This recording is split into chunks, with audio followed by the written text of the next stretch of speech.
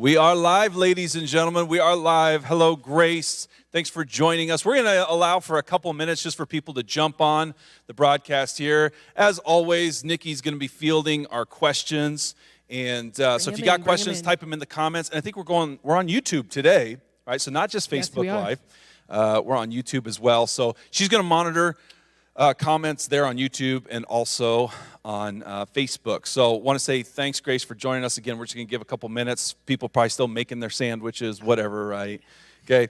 Ryan, also the youth pastor extraordinaire, is with us. And today,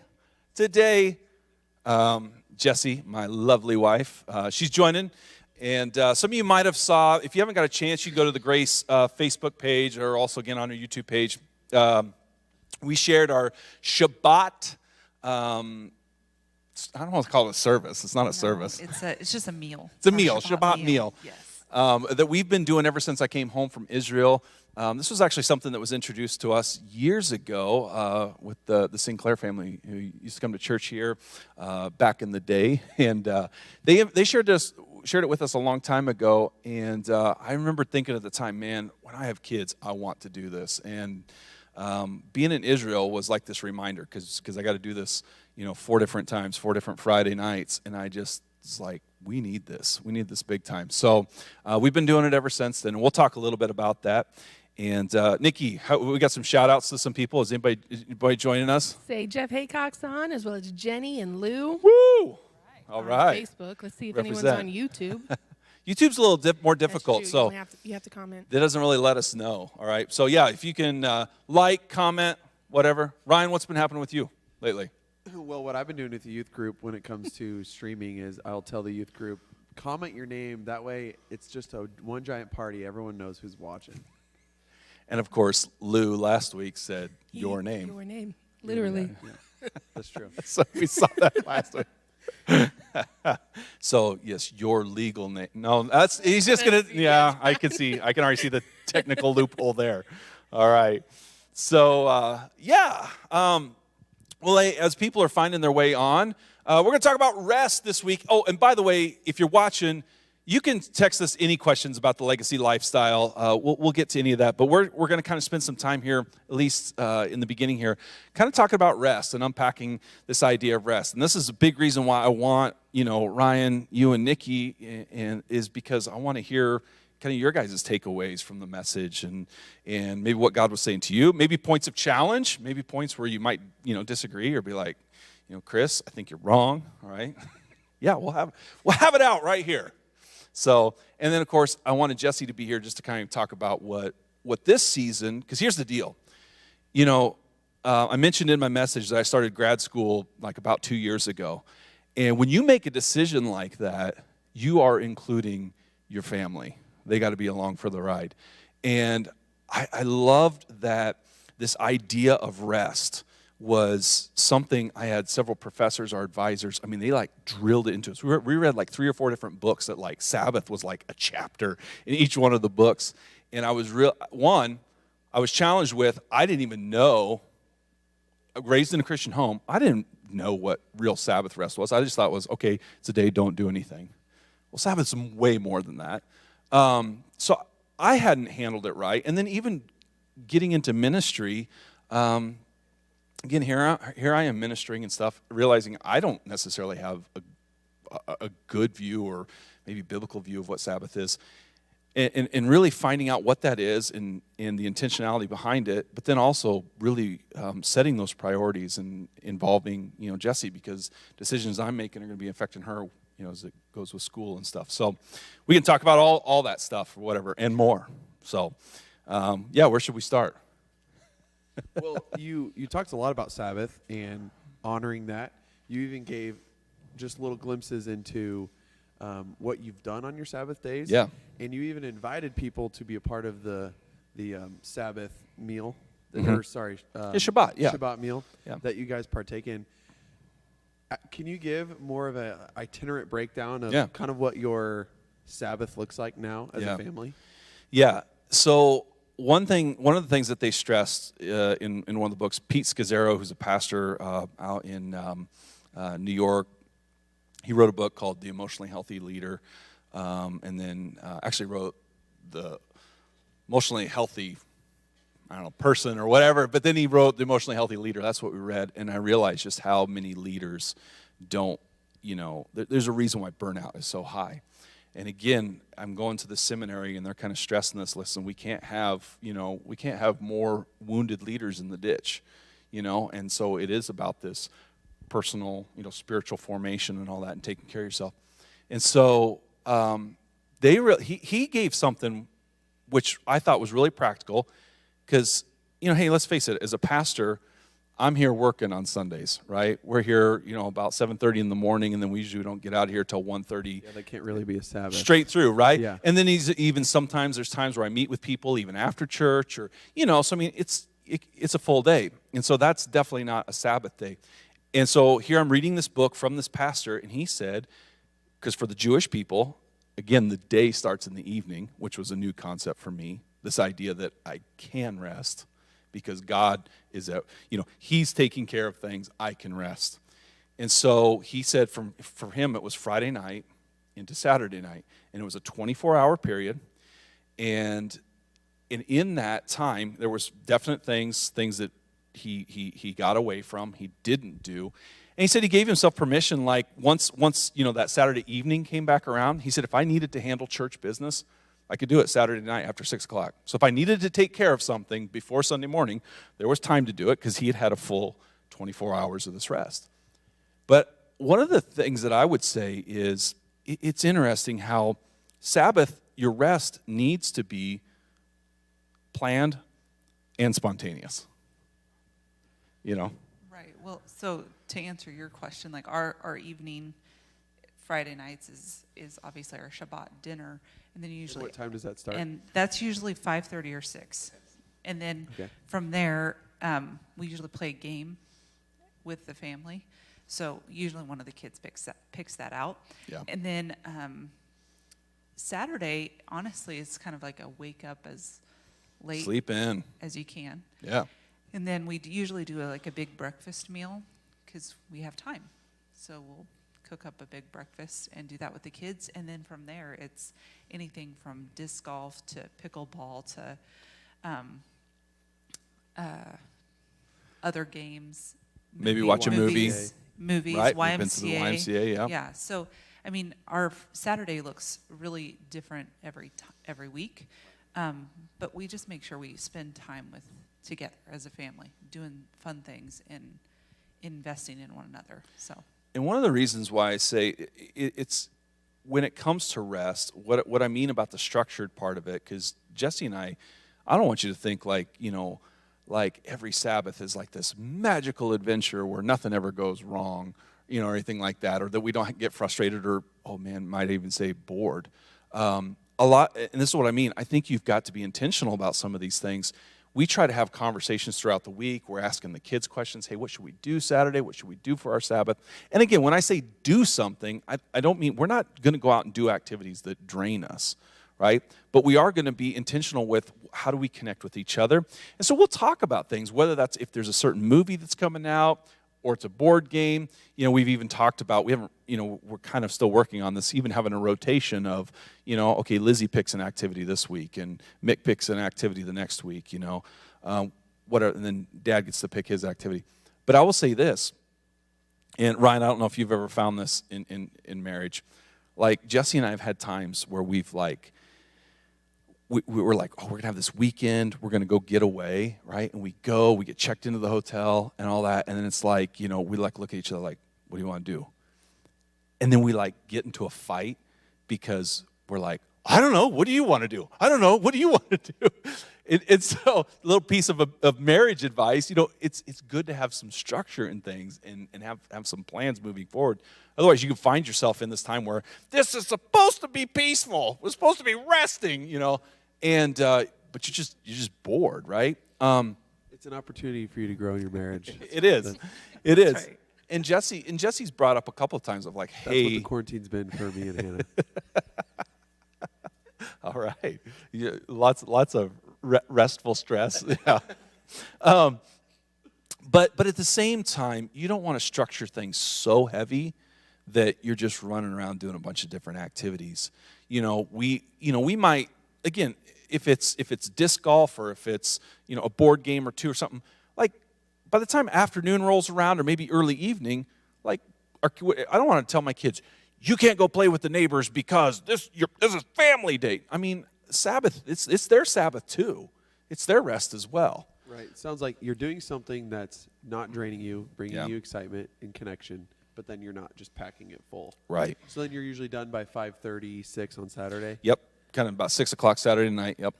Yeah. As say Jeffrey asked here, shouldn't we continue to worship on Saturday? So can you enlighten us? Well, we should worship every day. Yes. So how can you worship in your Shabbat, Yeah, that's a good question. You want to take that? in your rest? I don't know. I feel like God has called us to family and to each other, and the way you worship God is through honoring Him, through the gifts that He's given you. And so for me, Shabbat has been totally a gift of worshiping God with doing things with my family and just enjoying what God has gifted me with. So the blessings that I have, really enjoying those to the fullest, I believe, is great worship. It's a great way of worshiping God. So It goes back to what we were talking about last week, just you exemplifying a part of Jesus that I don't have or don't see, Right. and me doing the same thing in Chris. So when you're together resting, you Yeah. can see God and worship God in how He created the people you're resting with or your family. Yeah. Well, and again, in this series that I've been going through, it's this. I really emphasize this idea that, doing flows from being. And we fall into, we live in a culture where we flip that on its head, where what I do defines me. So therefore, what I am is a product of what I do. If I'm a real estate mogul, well, that's who I am. Or if I'm an entertainer, if I'm a whatever it is, if I'm a dad, we define ourselves by what we do, rather than being first. And so we have this. The reality is as human beings, we have this inner nature and this outer nature. Our outer nature tends to be defined by the externals, what we do, but then there's this sense of this inner self. And somehow we've bought into this lie that to be spiritual means I go and I retreat to a mountaintop and, meditate all day or whatever, be super spiritual. But what I do out there, so what's really weird is if you get back to like the early church, there was this heresy known as Gnosticism. And I would argue Gnosticism still exists today. And it's this idea that, or some people call it dualism, that the inside world is good, the outside world is bad. And the reason why I say that's a heresy is because Genesis tells us God made all things good. So it's not that there's this good part of me inside, and then this bad external. And when I'm saying external, I'm talking about the physical body, not to be confused with the sinful nature or the fleshly system, right? But the sinful nature is not you. You know what I mean? Like that's not who God created. Yeah, sin has infected my being, but my being is still good. Obviously needs to be redeemed, needs all that kind of stuff. But there's these drivers, this internal world and the external world, and we can have both those things. And for me, Sabbath is, I shared the example of when I allowed myself to not have to think about Grace Fellowship for a day, when I allowed myself not to have to think about schoolwork for a day, the counseling appointments, the whatever, that I just was like able to just swim with my kids in the pool, I worshiped there. Because I just thank God. And I think for us, the Shabbat meal, what I love about it is it sets the tone, I think, for the next 24 hours. It gets us thinking about what are we thankful for, as we're having the bread and we're talking about, the double portion and resting and Jesus being the bread of life, and then taking the juice, and what are we thankful for because our cup runs over. All of this stuff that just keeps reminding us that we can sit and from the inside give thanks for the external things, bringing those worlds together. So you kind of started touching on it, but I was going to ask, so how has this affected your family? or your marriage. Yeah. What do you think? I see joy. I mean, I see excitement in our kids. And you know, if you watched our service, and you've been to one of our Shabbats, you know, you and Hannah have joined us, and my kids still like raise their hands every week because they want to say the answers. And I'm just like, I mean, we're like 8 months into this, and I'm like, they're just so excited to participate, which is amazing because I'm seeing them excited about the things of God. That's what I want as a parent. You know, I don't want you to memorize a bunch of scripture so you can be like, you know, in Sunday school, Jesus, God, the Bible, you know, the Holy Trinity of answers in Sunday school. I don't want that. So there's this vibrancy, there's this kind of like, you know, and hey, you know, I know my kids are, you know, Lizzie's preteen, so, you know, I'm not saying that's going to perpetually stay or there's not going to be moments of eye rolls and stuff, you know. But I'm liking the fruit that I see there. And then also, what I'm hoping that they take away is that God is good. God can be trusted. That it's, you know, we're using this to shape our kids' identity. Right. It's not about your work. It's not about your performance. It's about what God's already provided for you. Yeah, and I was going to say, like, I think the thing that I have loved about it the most is the time of blessing each other. And it's like, as you saw, most of the time I don't usually say anything, but when God gives me something to just speak over my kids, I will do that. And I think there's so much power in taking the time to really place value in people around you. And sometimes I think as families, we get so busy with the day-to-day stuff that we forget to value the people that are closest to us and have to go through the crap with us, you know. They're in the trenches and they have to see the worst and best parts of us. And I think to really take the time to really bless one another and show value is That's just really hugely important. That's kind of like one of the things Lou just mentioned here, that he worships while mowing. Yeah. And he tried not to make his kids or anyone else do it because they didn't enjoy the yard work as much. So not only is he spending time with God, but he's relieving a pressure off others in his family from having to perform in that manner. And that's actually Kind of like what you said about the runner. Yeah. The runner Yeah. who worships God. That when he ran, he felt his pleasure. And as yeah. you were saying that in your message, I actually thought about that, and I was like, I haven't run for a while, and I need to get back to doing that. But I think back to all the times that I ran in the past, and I always feel not only physically better, but spiritually I feel so much lighter, and it just made me go, that's where God meets me. I need to start doing that more often. And here's what, okay, so I love that. I love the lawn, yard work and stuff because people will ask, well, what can I do on Sabbath? Well, I think connecting with family, and whether that's your natural family, church family, you know, spiritual relationships, right, natural relationships, I think that needs to be a component of your day, you know, and that can always look different. But it's okay if you're someone who likes gardening, go work in your garden. It's fine. Like, you don't have to be like, nope, it's Sabbath, I can't do that. Or if you like sitting on a lawnmower and you can connect with God on the lawnmower, well, that's not work. That's not, you know what I mean? It's you can still have that set aside. Now, where I could see error in that, though, is the busybody. Yes. That's like, well, I like yard work. And it's like, Yeah, well, do you? Do you? do you really Maybe feel right now you feel like Right. that's what you would really enjoy. That's a but- good point. You feel motivated to clean some things up, but is that, yeah, no, absolutely.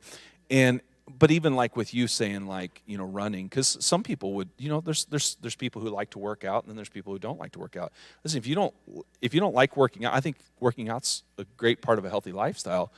But if you're not connecting with God while doing it, don't do it. You take the day off. It's all right, you know. But if you find the Lord's pleasure in that, do that. Ryan, I'm going to ask you, because since you've actually had a chance to sit in, give me some of your takeaways. If you sat in with us and enjoyed us, you know, for a Shabbat, what were things that you and Hannah came away liking, appreciating, whatever? Okay, perfect. So, because I was going to ask Jesse another question, but now I can kind of answer it through your question. So, my favorite part, so Jesse touched on the blessing each other, and for those that didn't watch their live Shabbat meal, that is a part of the Shabbat meal, is the fathers blessing their wives, the fathers blessing their kids, and then Jesse blesses the kids as well, right? We probably did that night. I can, yeah. And so there's just a lot of blessing going on. And it's almost in a way kind of awkward. Like, you don't normally sit across from your brother and go, I bless you because of this, and I see this in your life. Like, that's not natural for us to do that. And so the first time I sat in on the meal, it was like, Chris was like, okay, Lizzie, and like everyone, you can kind of feel just tenses. Not in a bad way, but you're just like, okay, something spiritual's happening here. And then you just begin to bless Lizzie, and just the wave of emotion. Like, my wife, Hannah, started crying because she's like, this is so beautiful. And I was getting emotional, and just seeing the blessing, the specific, that part was my favorite. I thought that was really awesome. What Jesse said about, shoot, I forgot. you were saying, like, you just don't do that really. And so to do that as a family just brings you closer. And so, I don't know. I just, that Awesome. Was the biggest thing that stuck out to me. Awesome. Yeah. And the challah bread was really good. The challah bread is Thank you. fantastic. Thank you. She makes that all herself, and she knocks it out the park. It's so good. So and we enjoy ourselves. No, Ryan, I think the first time I sat in on Shabbat service, I keep calling it a service. I gotta stop. The Shabbat meal. It's not a service. It's my pastor brain. When we sat in on the Shabbat meal, I agree. I just thought, here's what struck me was, and whether any people who are watching, listening right now, I think no matter what, just being deliberate, setting aside time to speak life over one another as a family, to bring Jesus into the center of your family. I just don't see a downside to that. You know what I mean? And so the cool thing about it is listen, I'm a practical person. I like steps and tools and all this. When I came home from, it was about 2 weeks in at Israel that I'm just like, man, everything here is just like pointing to our faith and connecting us with each other. I'm like, this is laid out. Why wouldn't I do this? Why wouldn't I do this? Like, what bad could really come out of this? The fact that a family sits down, speaks life over each other. And by the way, my kids love it when we have other people over. We've tried to limit it to no more than 2 a month because I got some really great counsel from, someone who kind of is a gentleman from Israel who actually said, hey, he said, I love your heart to give towards other people. He said, but protect your time as a family as well. He goes, but he says, by all means, share it. But my kids really look forward to when other people come over. I mean, they're always asking, hey, who can we have over? Who can we have over? And I love that because I do think that, especially in the body of Christ, we need more of that. Again, I think there's that, you've got your natural family, but spiritual family as well. Identity comes from the father. Nurturing comes from the mother, generally speaking. Yeah. And that was something else that I felt in that moment. It was like, Chris is speaking identity into his kids. Like, Mick will be able to draw out of that when he's older. And so just the identity that's being spoken over them is just really powerful. Even if it's the same things, like you mentioned a couple times in the video that you have said this to him before. Yeah. These same traits. This is exactly what you see in him. And it comes out every time you see him or every time you see him interact with others. We went to Weekend to Remember years ago, again, before kids. And I remember this gentleman, the guy who was one of the speakers through the weekend. He was a football chaplain. And he told this story, though, of it was an ex-NFL player, a guy who played for the Dallas Cowboys with Roger Staubach, back in the day, And this guy, when they had left the NFL, he had went into ministry, and he'd gone in and was ministering at prisons. And he invited Roger to come along with him. And man, this just, I remember just this struck me. He said while he was standing there ministering to all these prisoners, he was saying, how many of you were told by, a family member, whether it be your father, your mother, that you'd wind up in here someday? And he said like 90% of the hands went up. And Roger Staubach saw this, and he starts weeping. And he told that other player later, he said, I couldn't believe that. He said, because my dad told me all the time I could do whatever I wanted to do, and that I play professional football one day, that I'd win championships. He's like, those are the things my dad said over me. And I just, it just hit me, that again, why, when I saw Shabbat come along, why wouldn't I take opportunity to speak life over my wife, over my kids? I gotta tell you, Lizzie said to me, it might have been, I can't remember if Lizzie, Mick, or Don, maybe you remember. One of them came up to me just a couple weeks ago and said, hey, Dad, you pray over us and you pray over Mom, but, nobody blesses you. Why is that, I love it. And I don't know that I know the why, but this is what I told him. I said, hey, my blessing is blessing you guys. And I really mean that. Not that they can communicate their appreciation to me, that's fine. But truly, the joy that I have in just every week, taking those moments, I told them, I said, that's my blessing. There's some parents going, we need to do a Shabbat meal. Yes, you do. And the day, does that matter? Whether it's on Saturday, which yours is Friday night, Saturday, or if it's on Sunday, even if we're not Jewish. Yeah. Tell me.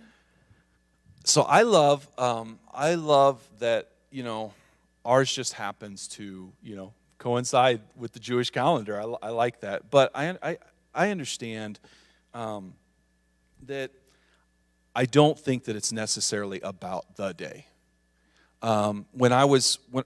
Before we were even implementing the Shabbat, just that 24-hour thing, they were kind of stressing from seminary, hey, you need this physical day of rest. You need 24 hours to unplug, to not think about school, to not, to invest in your families and all that kind of stuff.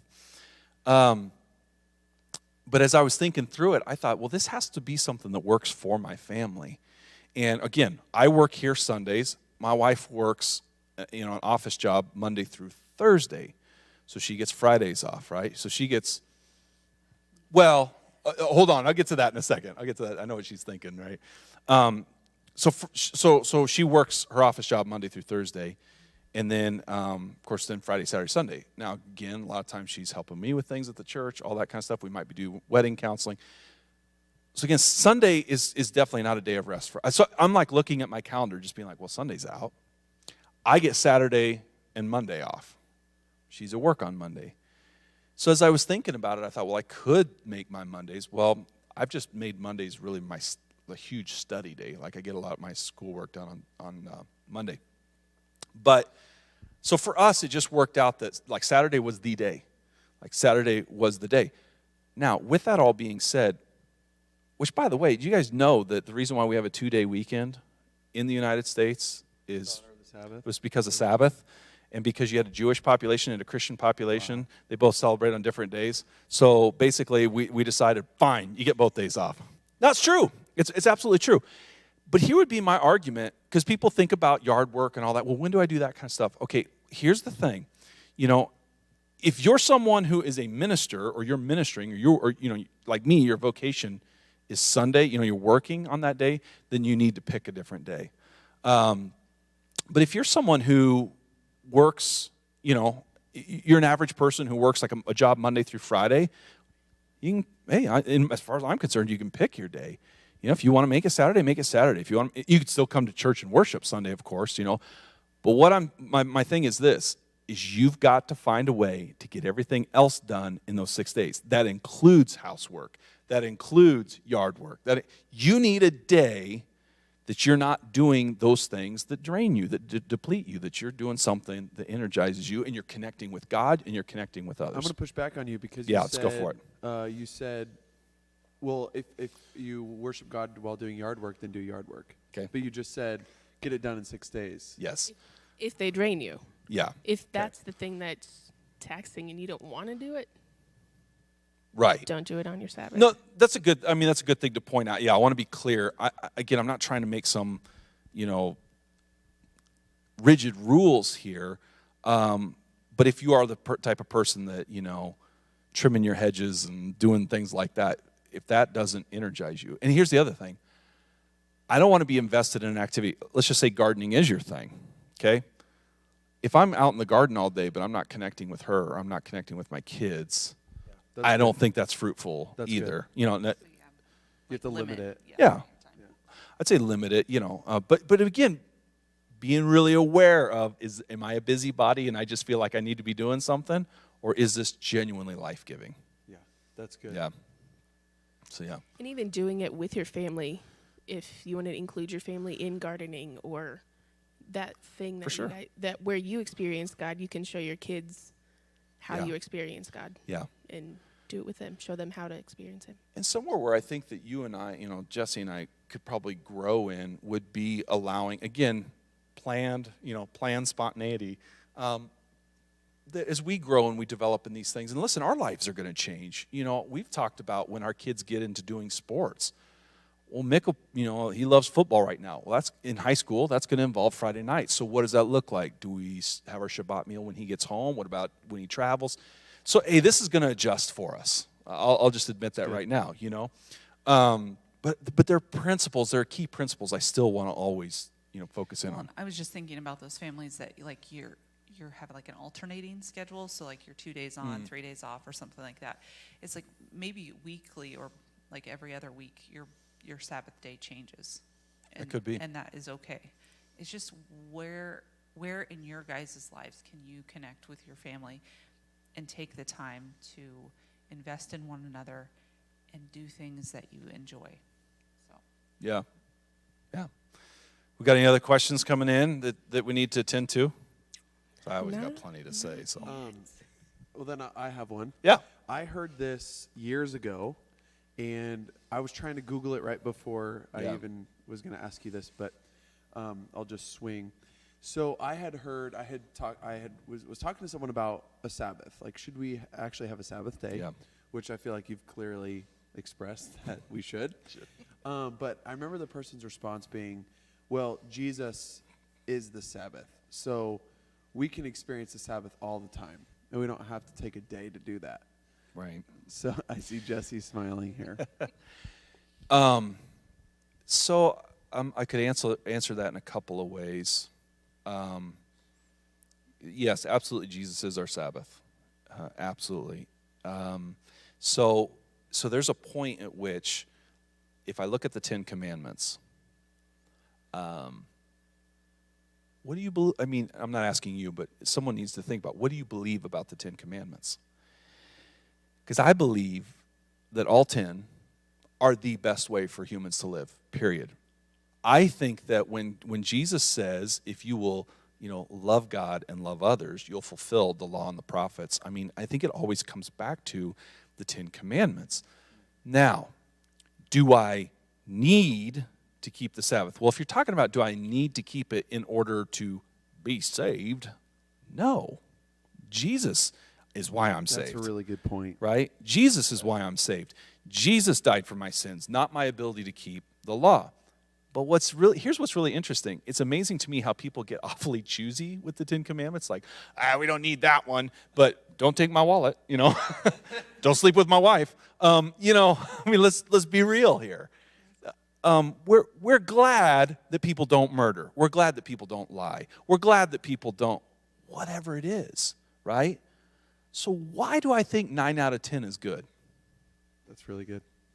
Is that what you were going to say, Jesse? yeah, I was just going to make the overall point. Well, if everyone's still keeping the other ones, then why not Sabbath?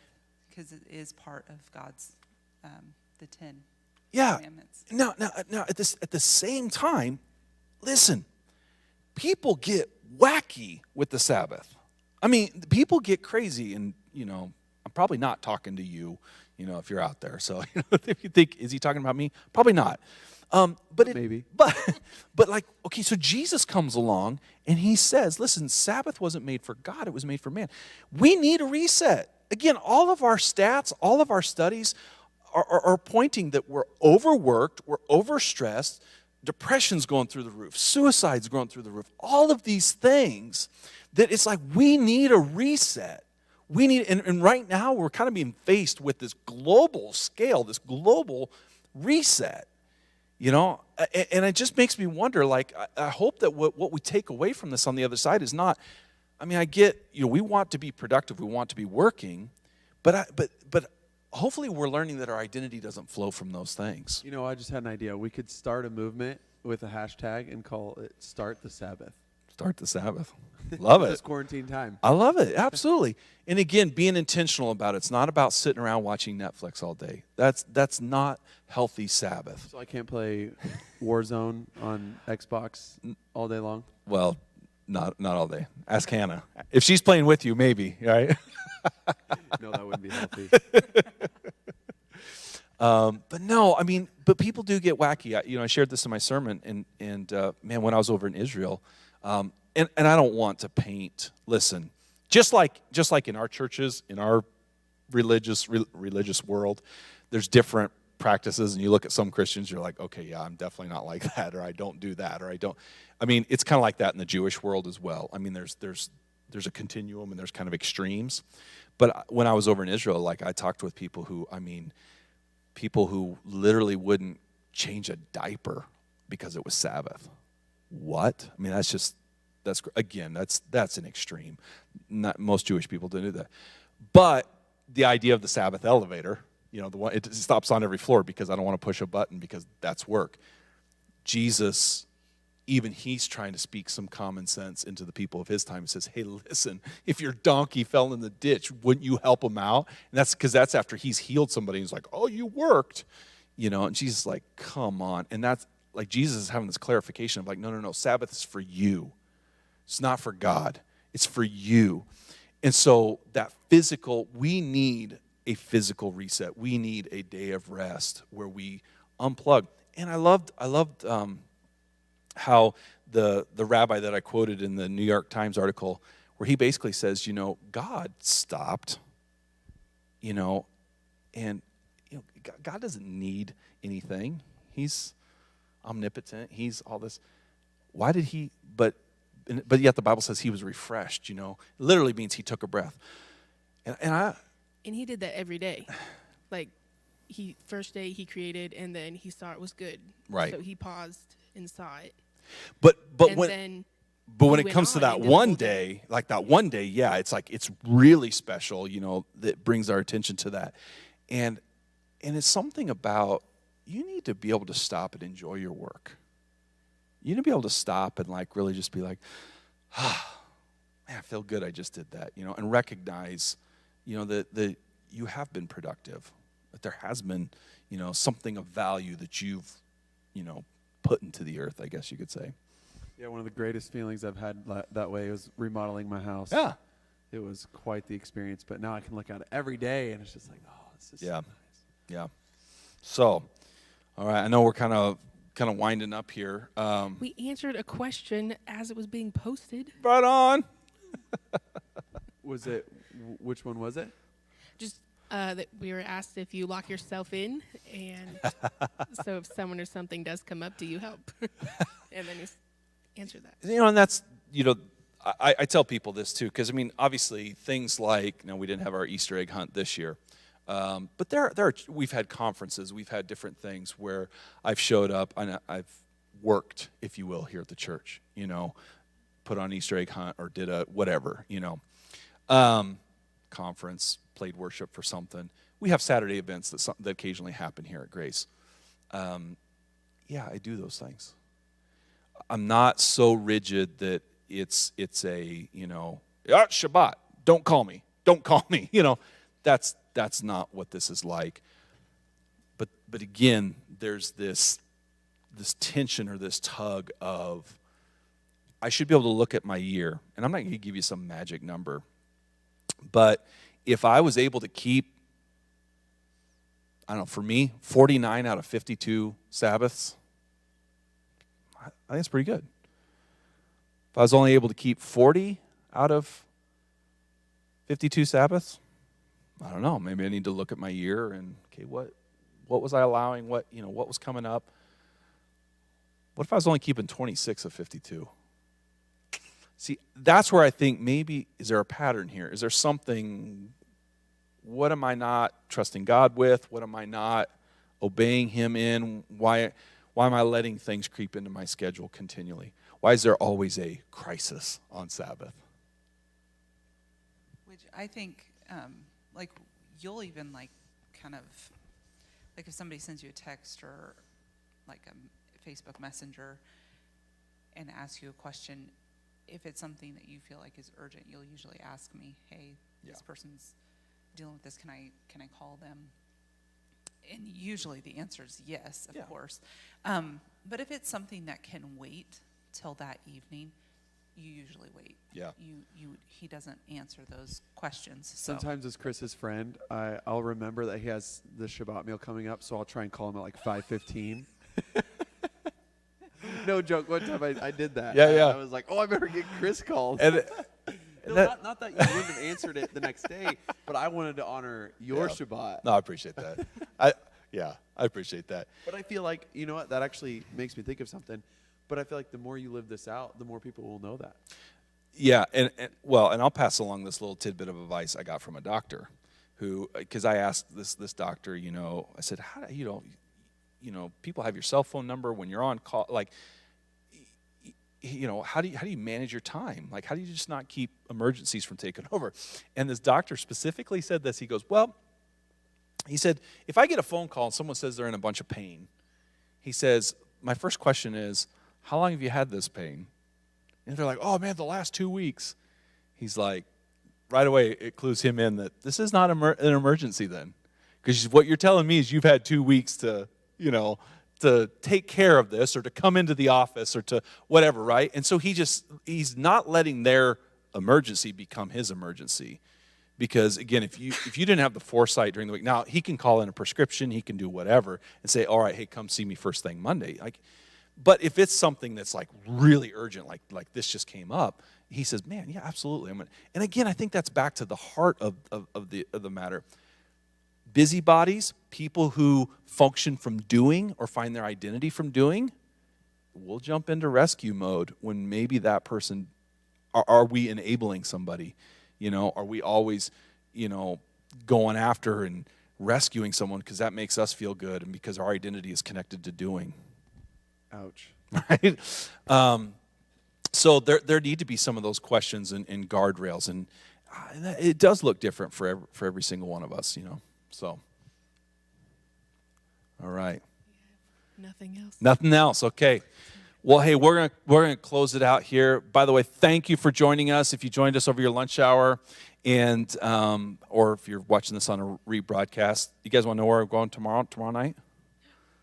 Tomorrow night for this is part 4 of the Legacy Lifestyle. Part 4. So I think right now tentatively the message is a tale of 2 cities. All right? Okay. A tale of 2 cities. All right. So I'm going to talk about 2 cities. All right. Which city are you building? So not Sodom and Gomorrah? No, no. Tyre? Not Tyre, no. So a tale of 2 cities. You want to be building one of these cities, not the other one, okay? But probably most of us have at least laid a few bricks in the other city, in the city we shouldn't have. So that's coming up tomorrow night. And then week 5, now those reflection questions that we've been doing at the end of everything, I want people to keep track of that stuff, right? Because week 5 is going to be less of a message and really more of I'm going to guide you through something. I like being really practical. I'm going to give people a tool that can help them, again, live a legacy lifestyle, live this lifestyle where they're being fully intentional, allowing God to speak, responding to that. We don't want to be just hearers of the word. We want to be doers also. Faith without works is dead. All right, we want to be a people of a living faith. So tomorrow night, Tale of 2 Cities, and then week 5, kind of this, kind of like a lab or how do we put this all together to where, you can have something custom for your life, meet you where you're at, that you can kind of use as a guide for your life. But it'll look completely different than his, right? And the cool thing is God can speak, and you can have a direction and have something for you, and it's completely different for you. It's different for, us, all that.